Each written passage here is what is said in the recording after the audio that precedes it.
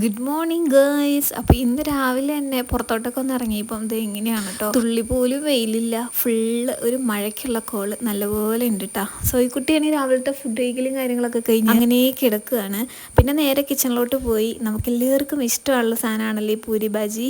കുറേ ദിവസം കൂടിയിട്ട് ഉണ്ടാക്കിയതാണ്. പിന്നെ അങ്ങോട്ട് പെട്ടെന്ന് അങ്ങ് കഴിച്ചേക്കാമെന്ന് വിചാരിച്ചു. അല്ലെങ്കിലും ഈ പൂരിയൊക്കെ ഉണ്ടാക്കി വെച്ച് കഴിഞ്ഞാൽ പെട്ടെന്ന് അങ്ങോട്ട് കഴിച്ചില്ലേ എന്തിനുള്ള അല്ലേ. അങ്ങനെ ഞങ്ങൾ രണ്ടാളും കൂടി ബ്രേക്ക്ഫാസ്റ്റൊക്കെ അങ്ങോട്ട് കഴിച്ചു. അത് കഴിഞ്ഞിട്ട് പയ്യെ ഒന്ന് പുറത്തോട്ടൊക്കെ ഒന്ന് വീണ്ടും ഇറങ്ങിയിട്ടുണ്ട് കേട്ടോ.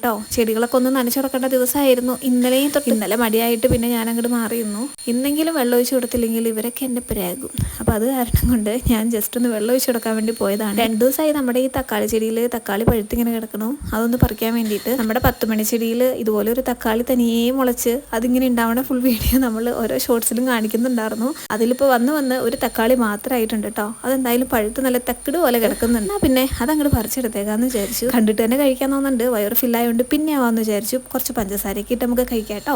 അപ്പോൾ ദേ ചെടികളൊക്കെ ഞാൻ പറഞ്ഞില്ലേ, തുള്ളി പോലും വെള്ളമില്ല. 10 മണി ചെടിയൊക്കെ മൊത്തം ഒരു വകയായിട്ടാണ് നിൽക്കുന്നത്.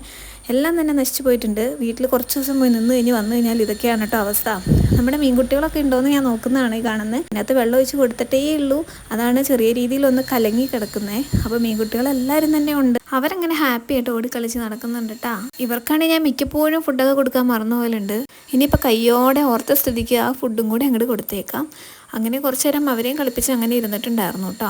വെള്ളമൊക്കെ ഒന്ന് തെളിഞ്ഞ് വന്നിട്ട് വേണം ഇതിലെ ക്ലീനിങ് പരിപാടി കൂടി ചെയ്യാൻ വേണ്ടിയിട്ട്. ഇപ്പം പിന്നെ വെയിലാണെന്നുണ്ടെങ്കിൽ നല്ല വെയിലും, മഴയാണെന്നുണ്ടെങ്കിൽ നല്ല പൊരിഞ്ഞ മഴയുണ്ട് കേട്ടോ. മഴ പെയ്തിട്ട് എന്ത് കാര്യം, നമ്മുടെ ചെടികളിലോട്ടൊന്നും ഒരു തുള്ളി മഴവെള്ളം കിട്ടുന്നില്ലല്ലോ. അതാണ് ഇങ്ങനെ നിൽക്കുന്നത് കേട്ടോ. ഇപ്പോൾ ഒരു 10 ദിവസമൊക്കെ ഞാൻ വീട്ടിൽ പോയി നിന്നതിൻ്റെ ക്ഷീണമാണ് എൻ്റെ ചെടികൾക്കുള്ളത്. അതെന്തായാലും 2 ദിവസം കൊണ്ട് മാറ്റിയെടുക്കണം.